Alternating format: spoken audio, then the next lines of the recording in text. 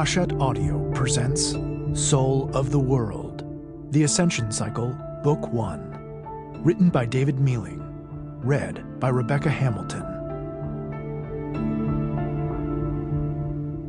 Part 1. Spring. Season of the Oracle. Chapter 1. Serene. Fontcado Green, the Royal Palace, Versailles.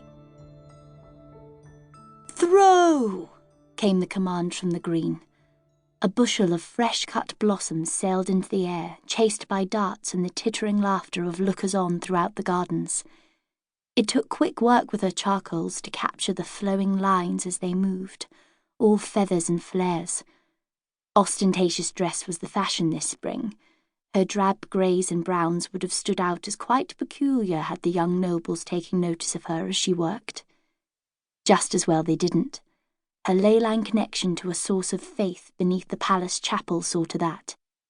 Serene smirked, imagining the commotion were she to sever her bindings, to appear plain as day sitting in the middle of the green. Versailles was a short journey southwest of New Sarrisant, but may as well have been half a world apart. A public park, but no mistaking for whom among the public the green was intended.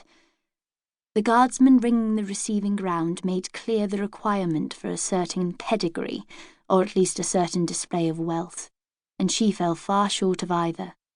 She gave her ley-line tethers a quick mental check, pleased to find them holding strong, no sense being careless. It was a risk coming here, but Z seemed to relish these trips, and sketches of the nobles were among the easiest to sell. Z had only just materialized in front of her, stretching like a cat. He made a show of it, arching his back, blue and purple iridescent scales glittering as he twisted in the sun. She paused midway through, reaching into her pack for a fresh sheet of paper, offering him a slow clap. Z snorted and cozied up to her feet. "It's cold," Z's voice sounded in her head. "I'll take all the sunlight I can get." "Yes, but still quite a show," she said in a hushed voice, satisfied none of the nobles were close enough to hear. "What game is it today?" "The new one, with the flowers and darts.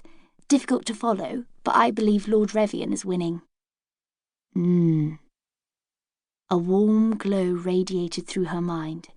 Z was pleased, and so for that matter were the young ladies watching Lord Revian saunter up to take his turn at the line. She returned to a cross-legged pose, beginning a quick sketch of the noble's repartee, aiming to capture Lord Revian's simple confidence as he charmed the ladies on the green. He was the picture of an elegant Sarrisant noble. Crisp-fitting blue cavalry uniform, free-flowing coal-black hair, and neatly chiselled features, enough to remind her that life was not fair. Not that a child raised on the streets of the moor needed reminding on that point. He called to a group of young men nearby, the ones holding the flowers.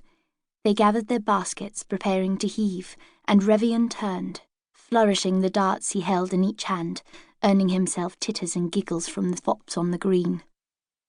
She worked to capture the moment, her charcoal pen tracing the lines of his coat as he stepped forward, ready to throw.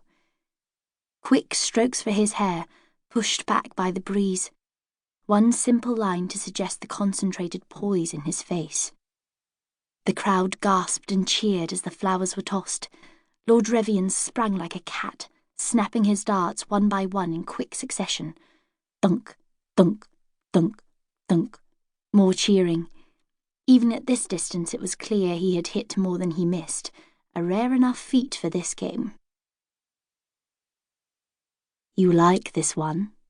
the voice in her head sounded. Z uncoiled, his scales flashing a burnished gold before returning to blue and purple. He cocked his head up toward her with an inquisitive look. "You could help him win, you know." "Hush! He does fine without my help." She darted glances back and forth between her sketch paper and the green, trying to include as much detail as she could. The patterns of the blankets spread for the ladies as they reclined on the grass, the carefree way they laughed, their practiced movements.